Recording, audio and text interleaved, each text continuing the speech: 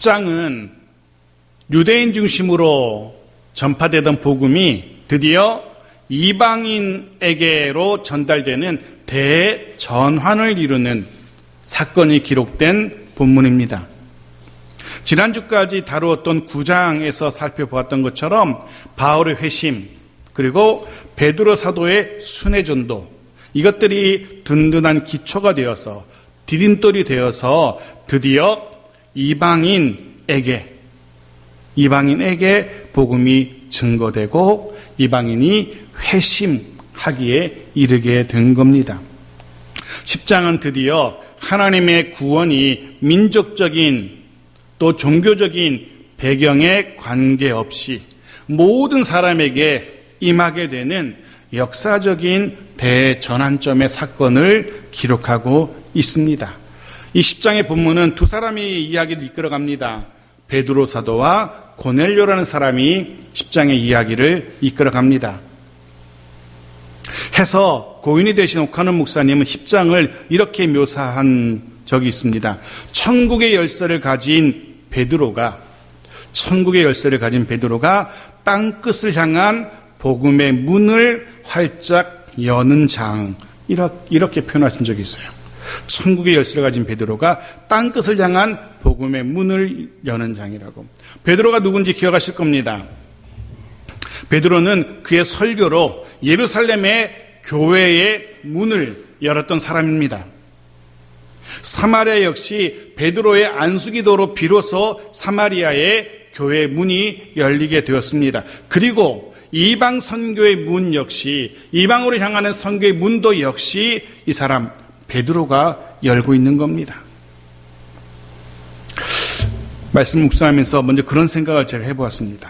베드로를 통하여서 교회의 문이 열렸고 베드로를 통하여서 이방 선교의 문이 열렸던 것처럼 이제는 바라기는 우리로 인하여, 나로 인하여 우리의 가족들에게, 가정에 복음의 문이 열리게 되기를, 나로 인하여, 우리로 인하여 우리가 일하는 그 일터에 복음의 문이 열리게 되었으면 좋겠다라는 그런 생각을 해보게 됩니다.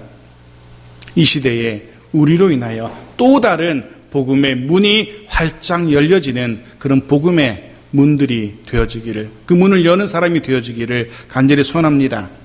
오늘 이야기의 중심에 한 사람 고넬료가 서 있습니다. 1절과 2절은 이 사람 고넬료가 어떤 사람인지 고넬료에 대해서 알려줍니다. 먼저 1절 보십시오. 같이 1절 시작.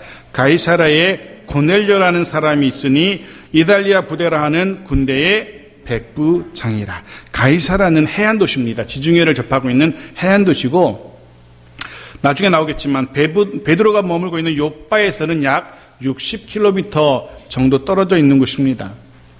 이름에서 알 수 있는 것처럼 이 도시는 로마 황제 가이사를 기념해서 헤롯이 세운 도시입니다. 로마 황제에게 잘 보이려고 분봉한 헤롯이 세운 도시입니다. 그래서 그 이름처럼 행정적으로는 유대의 수도 역할을 하던 곳이 바로 이곳 가이사라입니다. 그렇기 때문에 당연히 로마의 총독들이 이곳에 머물렀고 이탈리아에서 파견된 로마의 군대 정예부대가 주둔하던 곳이기도 했습니다. 그 인근에서 무슨 일이 생기면 이곳에 머물던 로마 군대가 출동을 하게 되는 거죠. 바로 이곳 가이사라에 주의 복음이 전해지게 됩니다. 어찌 보면 로마의 또 다른 심장부를 할 수 있는, 이방 땅이라 할 수 있는 가이사라 그 지역에 복음이 드디어 선포되는 겁니다. 복음의 문이 열리는 겁니다. 누구를 통해서요? 베드로를 통해서, 그리고 고넬료라는 사람과 그의 가족들을 통해서입니다. 고넬료를 좀 주목해 볼 필요가 있습니다. 이 사람은 로마 군대의 백부장이라고 소개되고 있어요. 로마 군대 백부장.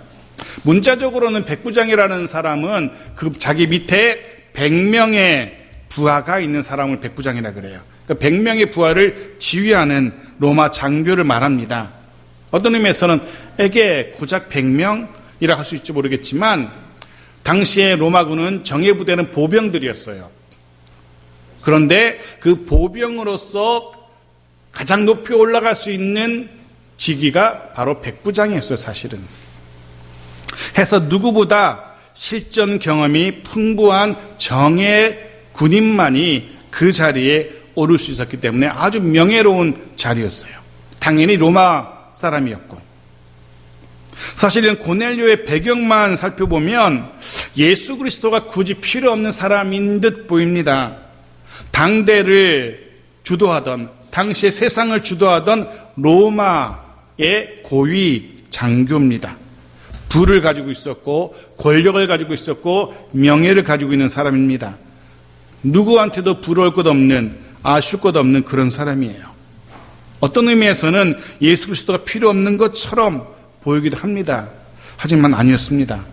그에게는 진리를 향한 목마름이, 진리를 향한 간절함이 그에게는 있었어요. 겉으로 볼 때는 아쉬운 거 없는 사람 같았지만 그는 늘 아쉬운 사람이었고, 늘 모자란 사람이었고, 늘 간절함 있는 사람이었습니다. 그런 것 같습니다. 예나 지금이나 예수 그리스도가 필요 없는 사람은 이 땅에 단 한 사람도 없습니다. 남녀노소, 부자와 가난한 자, 높은 자와 낮은 자, 아픈 자나 건강한 자나 모두에게 예수 그리스도는 필요합니다. 왜냐하면 예수 그리스도만이 참된 진리이시고 예수 그리스도만이 구원하시는 생명이신 능력이기 때문에 그렇습니다. 그래서 로마서 1장 18절은 이렇게 기록해요. 같이 가보겠습니다. 시작. 내가 복음을 부끄러워하지 아니하노니 이 복음은 모든 믿는 자에게 구원을 주시는 하나님의 능력이 됨이라. 먼저는 유대인에게요 그리고 헬라인에게로다. 이 땅의 모든 사람들에게는 구원을 주시는 하나님의 능력, 예수 그리스도의 복음이 필요하다는 겁니다. 우리는 이 사도행전 10장을 통해서 로마 사람인 백부장인 고넬료에게 이 복음이 임하는 장면을 보게 될 겁니다. 그리고 오늘 이 시간 저와 여러분 모두에게도 또 다른 은혜의 복음이 들려지기를, 임하게 되기를 주의 이름으로 간절히 축원합니다. 자, 2절입니다. 같이 읽죠. 시작. 그가 경건하여 온 집안과 더불어 하나님을 경외하며 백성을 많이 구제하고 하나님께 항상 기도하더니. 고넬료에 대한 더 자세한 설명이 나와요. 조금 전에 1절이 그의 외형적인 겉모습에 대한 묘사라면 이제는 그의 내면에 대한, 그의 삶에 대한 자세한 설명이 나옵니다. 먼저 그는 경건한 사람이었습니다. 경건한 사람.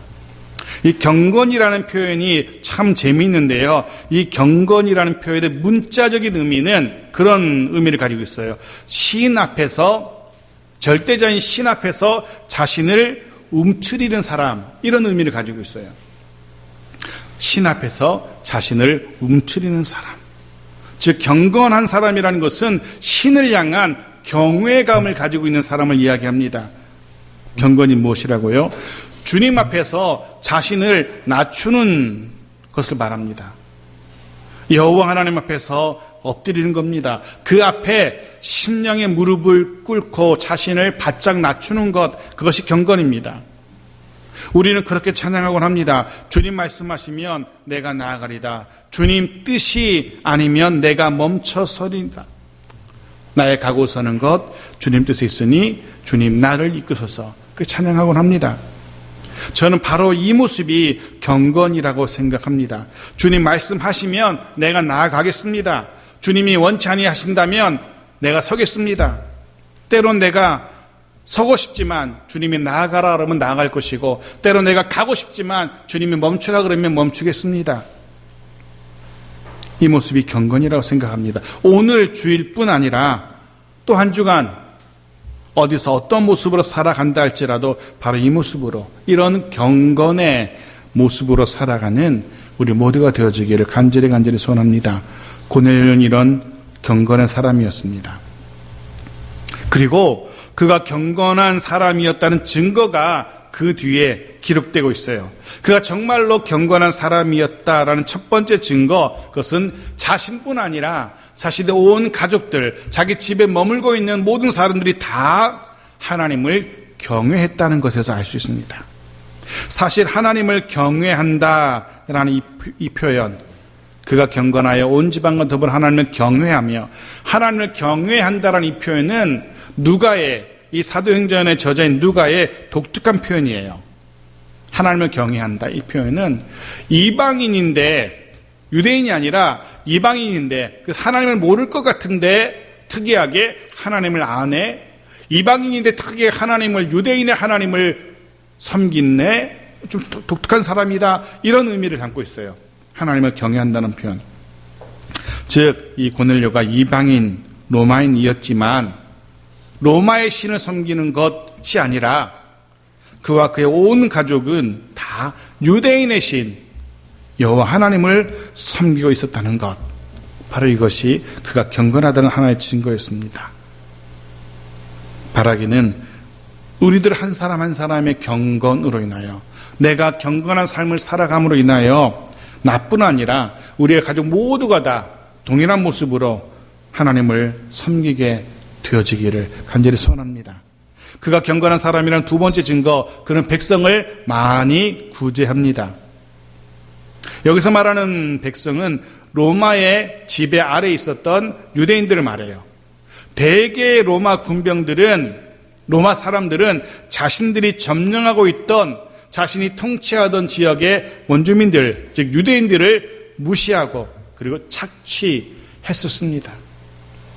그 옛날 일제 통치 아래 있었던 우리나라를 생각하면 쉬울 겁니다. 그게 보통의 모습입니다. 그런데 고넬료는 그렇지 않았다는 겁니다. 오히려 유대인들을 긍휼히 여기고 그들을 많이 구제했어요. 그래서 22절은 이렇게 기록합니다. 22절 같이 읽어보겠습니다. 시작. 그들이 대답하되 백부장 고넬료는 의인이요 하나님을 경외하는 사람이라 유대 온 족속이 칭찬하더니 그 거룩한 전사의 지시를 받아 당신을 그 집으로 청하여 말을 들으려 하느니라 한대. 나중에 베드로가 고넬료에 대해서 이야기하면서 그렇게 얘기해요. 유대 온 족속이 칭찬하더라라고. 고넬료는 로마인이고 백부장 군인이었지만 많은 구제로 유대인들로부터 칭찬을 듣던 사람이었습니다. 그는 경건한 사람이었기에 이런 모습이 있었던 겁니다. 기억하십시오. 경건의 증거, 경건의 열매는 주변 사람들로부터 인정받는 것으로 드러납니다. 내가 경건한 사람이냐 그렇지 않느냐는 자신이 말하는 것으로 결정되는 것이 아니라 주변 사람들이 나를 어떻게 대우하느냐, 나를 어떻게 인정하느냐에 따라서 결정됩니다. 참된 경건의 삶을 통하여 우리도 주변 사람들에게 인정받을 수 있는 그런 우리 모두가 되어지길 바랍니다. 마지막 하나, 그가 경건한 사람이란 세 번째 증거는 그는 항상 하나님께 기도하던 사람이었다라고. 본문은 그가 항상 기도하던 사람이었다라고 기록해요. 2절 다시 보십시오. 같이 읽죠. 시작. 그가 경건하여 온 지방과 더불어 하나님을 경외하며 백성을 많이 구제하고 하나님께 항상 기도하더니. 주의하실 것이 여기서 말하는 항상은 하루 종일을 말하는 게 아니에요. 하루 종일 쉬지 않고 늘 기도만 하는 사람, 그걸 말하는 게 아니에요. 우리적으로 생각하면 살림 다 때려치고 직장 다 때려치고 기도는 올라가서 하루 24시간 기도만 하는 사람을 말하지 않아요. 성경에 말하는 항상 기도하더니는 유대인의 전통을 따라서, 즉 아침 이른 시간과 점심시간대 정오와 오후에 3번 정해진 기도의 시간을 따라서 기도하던 사람이었다라는 그런 의미입니다. 정해진 시간이 있었고 그 정해진 시간에는 항상 기도하던 사람, 이런 의미예요. 여러분 한번 제가 질문 드려볼게요. 여러분 속으로 한번 대답해 보십시오. 여러분 어떠신지, 여러분에게 기도하는 시간이 따로 정해져 있는지 어떠십니까? 여자 집사님들은 남편 직장 보내고, 요즘에 애들 학교 안 가지만 아이들 학교 보내고 집 대충 치우고 그렇게 차 한잔 타놓고 조용히 말씀을 읽고 묵상하며 주님 앞에 기도하는 시간, 그런 시간을 정해놓고 그 시간에 항상 기도해야 된다는 겁니다. 우리 남자분들은 일터에 나가서 자리에 앉아서 하루 일과를 시작하기 바로 직전에 잠시라도 하나님 앞에 기도할 수 있는 그런 시간, 새 날을 시작하면서, 새로운 하루를 시작하면서 하루 종일을 하나님께서 도우시기를, 인도하시기를 기도하십시오. 그 정해진 시간에 기도하는, 항상 기도하는 그런 우리 모두가 되어지길 바랍니다. 혹은 하루를 마치고 피곤한 몸을 잠자리에 누우기 바로 직전에 잠시 눈을 감고 하루를 돌아보면서 하루 동안 베푸셨던 주님의 은혜를 돌아보는 시간 가질 수 있기를 바랍니다. 그렇게 항상 기도하다 보면 분명 저와 여러분의 삶에 경건의 모양이 나타나기 시작할 겁니다. 분명 우리의 삶의 경건의 능력이 서서히 회복될 겁니다. 그러면 고넬료가 경건의 열매들을 맺었던 것처럼 우리의 삶에도 분명 그런 경건의 열매들이 맺어지게 될 겁니다. 그렇게 기도하던 고넬료에게 하루는 특별한 일이 일어납니다. 3절 같이 읽죠. 시작. 하루는 제9시쯤 되어 환상 중에 밝기 봄에 하나님의 사자가 들어와 이르되 고넬료야 하니. 네, 제9시는 오후 3시 기도 시간을 말해요. 오후에 아침에 기도했고 점심때 기도했고 이제 오후 시간 세 번째 기도 시간을 말합니다. 그때 기도하고 있습니다. 어제처럼 늘 하던 것처럼 오후 기도 시간에 기도하던 고넬료입니다. 그런데 놀랍게도 그날 그 기도 시간에 환상을 보게 되죠. 환상 가운데 하나님의 사자를 맞이하게 됩니다. 환상. 이 환상은 하나님의 간섭, 신의 간섭, 신의 개입의 증거를 의미합니다. 우리가 흔히 생각하는 비몽사몽, 잠결에 본 건지 뭔지 그런 상태가 아니고요. 너무나 분명한 의식 상태로 하나님의 천사를 봤다는 것을 우리에게 말해줍니다. 그는 너무나 분명한 하나님의 사자를 만납니다. 더 놀라운 사실은 하나님의 사자를 처음 봤을 텐데 그 하나님의 사자가 고넬료를 향해서 뭐라고 얘기합니까? 첫 마디가 고넬료야라고 말해요. 얘 너 누구니? 너 열심히 기도하던데 너 누구냐? 이렇게 묻지 아니하시고 고넬료야라고 그의 이름을 불러주셨다는 겁니다. 이게 의미가 있는 게 이미 하나님은 그의 이름을 알고 계셨다는 것, 이미 하나님은 그의 삶이 어떠했는지 다 알고 계셨다는 것을 이야기합니다. 그의 이름을 불러주고 계신 겁니다. 기억하십시오. 하나님은 저와 여러분의 삶의 모든 것들을 이미 다 보고 계시고 알고 계십니다. 결국 하나님 앞에서 숨길 수 있는 것 아무것도 없어요. 심지어 사람 앞에서도 결국은 다 드러나잖아요. 시간이 지나게 되면 사람 앞에서도 숨겼던 것 서서히 드러나지 않습니까? 하물며 하나님 앞에서 우리가 무엇을 숨길 수 있겠습니까? 하나님은 우리 삶의 모든 것들을 알고 계십니다. 바라기는 그 앞에서 부끄러움이 없는 그런 하루하루를 살아갈 수 있기 바랍니다. 하나님의 사자가 말을 이어갑니다. 4절 같이 읽죠. 시작. 고넬료가 주목하여 보고 두려워 이르되 주여 무슨 일이니까? 천사가 이르되 내 기도와 구제가 하나님 앞에 상달되어 기억하신 바가 되었으니. 천사가 그렇게 말해요. 너의 기도와 구제가 하나님 앞에 이르렀고 하나님도 다 알고 계신다라고 그렇게 말해요. 근데 재미있는 게 하나님 앞에 상달되어 기억하신 바가 되었다 이렇게 표현해요. 우리말이 좀 이렇게 애매하긴 한데 기억하신 바가 되었다. 이게 무슨 의미냐면 이 단어가 기억하신 바라는 이 단어가 레위기 2장 2절에 꼭 똑같은 단어가 쓰이는데요. 보십시오. 같이 읽겠습니다. 시작. 아론의 자손 제사장들에게로 가져갈 것이요 제사장은 그 고운 가루 한 움큼과 기름과 그 모든 유향을 가져다가 기념물로 제단 위에서 부사를 지니 이는 화제라 여호와께 향기로운 냄새니라. 자, 요 본문 안에 어떤 단어가 하나 있는데요. 그 단어가 조금 전에 사도행전에 나왔던 기억하신 바라는 단어와 같은 단어예요. 뭘까요? 퀴즈입니다. 레위기 2장에 많은 단어들이 등장하는데 그 중에 한 단어가 바로 기억하신 바라는 단어와 같은 단어예요. 대충 한번 때려 맞춰 보십시오. 힌트는 세 글자입니다. 기념물이라는 단어입니다. 기념물. 모든 유향을 가져다가 기념물로 제단 위에 드리라. 기념물. 같은 단어가 기억하신 바라고 되어 있어요. 이 기념물이 뭘 말할까요? 레위기 2장에서는 그 제물을 말해요. 제단 위에 올리는 제물을 이야기합니다. 지금 사도행전에 저자인 누가는 고넬료와 기도와 구제를 표현하면서 뭐라고 표현하냐면 하나님께 드린 예배라라고 그렇게 표현하고 있는 겁니다. 하나님께 드린 제물이다 이렇게 표현하고 있는 거예요. 하나님께 상달된, 하나님께서 받으신 예배였다라고. 그의 기도의 모습, 그의 구제의 모습, 하나님은 그것을 예배로 받으신 겁니다. 일상의 삶 속에서 기도, 구제, 하나님은 그것도 기도로 받으신다는 겁니다.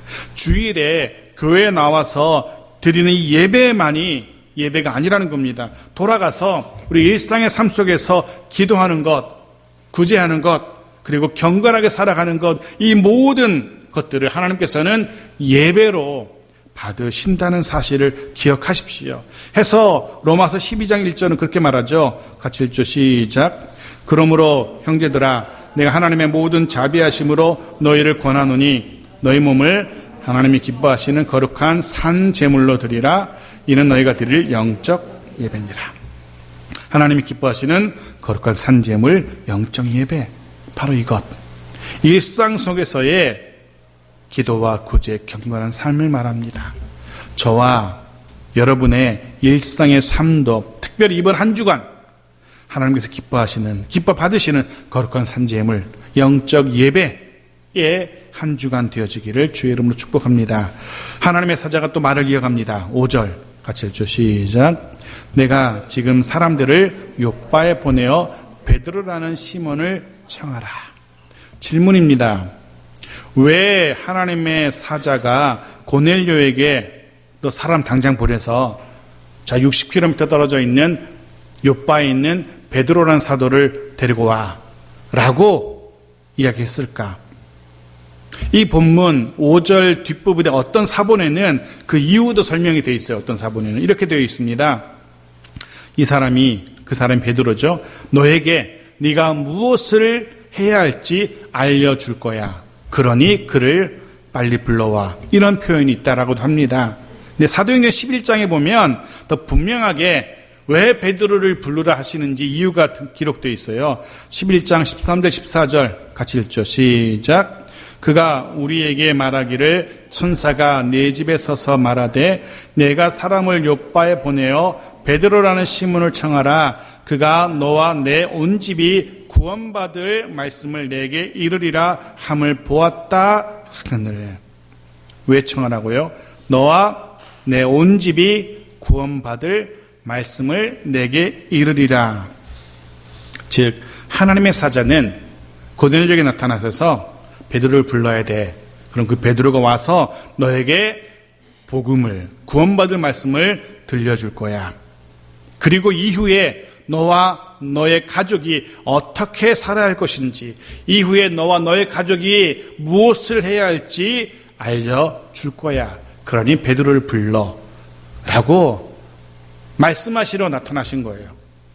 그런데 말씀을 묵상하면서 그런 생각을 제가 해봤습니다. 좀 삐딱하게. 아니 그러면 왜 굳이 저 멀리 떨어져 있는 욥바까지 사람을 보내서 베드로를 불러오라고 했을까? 번거롭게 굳이 베드로를 불러올 것이 아니라 하나님의 사자가, 고넬료 앞에 나타난 하나님의 사자가 직접 들려주면 되잖아요. 예수 그리스도의 복음을 들려주면 얼마나 좋겠어요. 그럼 훨씬 더 효과적이고 능률적이고 힘도 있을 텐데 실제로 세상에 많은 사람들이 그렇게 생각하고 그렇게 말하긴 하죠. 말하곤 합니다. 하나님이 혹은 하나님의 천사가 직접 내게 나타나셔서 직접 말해준다면 내가 믿을게. 이런 사람들 많잖아요. 우리도 그렇게 비슷하게 생각합니다. 아마 이 시간에 제가 말씀을 대하라는 것이 아니라 우리 앞에 빛나는 하얀 옷을 입고 뒤에 날개가 달린 천사가 퍼덕거리면서 이렇게 하나님의 말씀을 들려준다면 여러분들이 눈을 쫑긋하고 주목하며 하나님의 말씀을 듣게 되겠죠. 흰 옷을 입고 날개 달고 이렇게 막 퍼덕거리면서 하나님이 말씀하노라 하면서 말한다면 아마 더 집중할 거예요. 그래서 주로 이단의 교주들은 흰 옷을 입는 것 같아요. 천사처럼 보이게 하려고. 나중에 한번 TV 낸데 찾아보십시오. 이단들은 거의 다 흰 옷을 입고 이렇게 흰 구두로 흰 총양복 차려입고 흰 넥타이 입고 그렇게 말씀을 전해요. 그럼 좀 더 하나님처럼 보일지 몰라서 그런 것 같아요. 만약에 그런다면, 그렇게 말씀을 들려주신다면 말 그대로 팥으로 메주를 쓴다 해도 믿을 겁니다. 그런데 그건 하나님의 방법이 아니에요. 그럼 참 효과적이고 좋을 것 같은데 하나님의 방법이 아니에요. 이유는 모르겠어요. 왜 하나님이 그렇게 안 하시고 굳이 이 땅에 남겨두신 하나님의 사람들을 통해서 복음을 전하게 하셨는지는 이유는 모르겠지만 그게 하나님의 방법이에요. 누가복음 16장에 보면 이런 구절이 있어요. 16장 27절부터 29절까지 같이 읽겠습니다. 시작. 이르되 그러면 아버지여 구하노니 나사로를 내 아버지의 집에 보내소서. 내 형제 5이 있으니 그들에게 증언하게 하여 그들로 이 고통받는 곳에 오지 않게 하소서. 아브라함이 이르되 그들에게 모세와 선지자가 있으니 그들에게 들을지니라. 부자와 나사로에 비유하실 겁니다. 하나님을 모르며 살던 부자가 죽어서 지옥에 갔습니다. 천국에 있는 나사로를 보게 돼요. 지옥의 그 뜨거운 맛을 본 부자가 나사로를 자기 친척들에게, 형제들에게 보내서 지옥과 천국에 대해서 이야기해 주게 좀 해주십시오. 그럼 내 형제들이 다시는 지옥에 오지 않을 테니까 그렇게 해주십시오 라고 사정사정해요. 그런데 하나님이 뭐라고 말씀하십니까? 아브라함을 통해서 말씀하는 거였지만 하나님의 말씀은 이겁니다. 그들에게는 누가 있다고요? 모세와 선지자들이 있다라고. 그들에게 들으면 돼. 내가 땅에 남겨둔 모세와 선지자 그들에게 들을지니라. 이게 하나님의 방법입니다. 그리고 저와 여러분이 바로 이 시대, 이 세상 사람들을 위하여서 하나님께서 남겨두신 모세와 선지자라는 사실을 잊지 마십시오. 저와 여러분이 바로 하나님께서 이 땅 사람들에게 복음을 전하게 하시려고 남겨두신 모세와 선지자들이라는 사실. 제가, 여러분이 하나님이 남겨두신 모세와 선지자들입니다. 잊지 마십시오. 여러분이 누구신지 잊지 마십시오. 때로는 왜 접니까? 왜 저한테 그런 일을 맡기십니까? 라는 생각이 들지도 모르겠습니다. 나 먹고 살기도 힘든데 왜 굳이 옆 사람까지 돌아보면서 옆 사람까지 그렇게 복음을 전해야 됩니까? 라는 불평이 생길지도 모르겠어요. 하지만 이유는 모르지만 하나님께서 그렇게 정하셨어요. 그렇다면 모세와 선지자의 사명 감사함으로 잘 감당할 수 있는 저 여러분 모두가 되어지기를 축복합니다. 자, 마지막 7절입니다. 하나님의 사람 천사가 말을 마치고 휙 하고 떠나갑니다. 7절 같이 읽죠. 시작. 마침 말하던 천사가 떠나매 고넬료가 집안 하인 둘과 부하 가운데 경건한 사람 하나를 불러. 여기 마침, 왜 마침이라고 번역했는지 모르겠지만 원문의 의미는 하자마자예요. 하자마자. 이런 말이죠. 말하던 천사가 떠나자마자, 이런 의미예요. 말하던 천사가 떠나자마자 고넬료가 뭘 합니까? 즉각 집안 하인 둘과 또 그들을 호위할 부하 군사 한 사람을 불러요. 그리고 천사가 말한 대로, 여호와의 사자가 말한 대로 베드로가 있는 욥바로 사람들을 보내어서 베드로를 불러오도록 합니다. 그의 모습을 보십시오. 그가 떠나자마자 고넬료가 그대로 지체하지 않고 즉각적으로 순종합니다. 고넬료는 이런 사람이었습니다. 하나님의 사자의 말이 끝나자마자 즉각적으로 순종합니다. 머뭇거리지 않습니다. 자신이 알고 있었던 세상적인 지식과 자기 형편과 비교하거나 계산하지 않습니다. 이게 믿음입니다. 머뭇거리지 않는 즉각적인 순종, 이게 믿음입니다. 주님께서 말씀하셨다면, 성령 하나님께서 깨닫게 하셨다면 머뭇거려서는 안 됩니다. 이리 재보고 저리 재보고 이것이 유리할까 불리할까 따져보고, 그건 믿음이 아닙니다. 다시 한번 말씀드립니다. 주님 말씀하시면 제가 나아가겠습니다. 주님의 뜻이 아니라면 제가 언제든지 멈춰 서겠습니다. 이게 믿음입니다. 고넬료는 경건한 사람이었고 동시에 믿음의 사람이었습니다. 말씀을 정리합니다. 오늘 우리는 먼저는 베드로와 고넬료의 만남을 위해서 하나님의 사자를 보내시는 하나님의 열심을 보았습니다. 굳이 하나님의 사람을 보내시고 고넬료에게 이야기하시고 베드로를 부르라 하시고 하는 하나님의 이 열심, 하나님의 수고,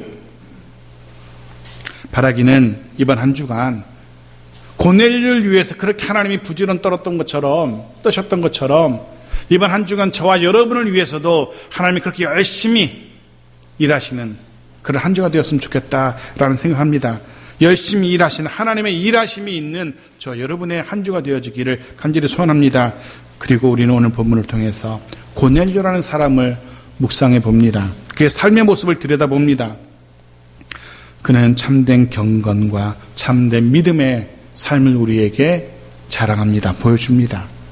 바라기는, 그리고 기도하기도 우리도 그와 같은 경건의 모습으로, 우리도 그와 같은 믿음의 모습으로 하루하루, 특별히 이번 한 주간 살아갈 수 있는 저 여러분 모두가 되어지기를 주의 이름으로 축복합니다. 아멘.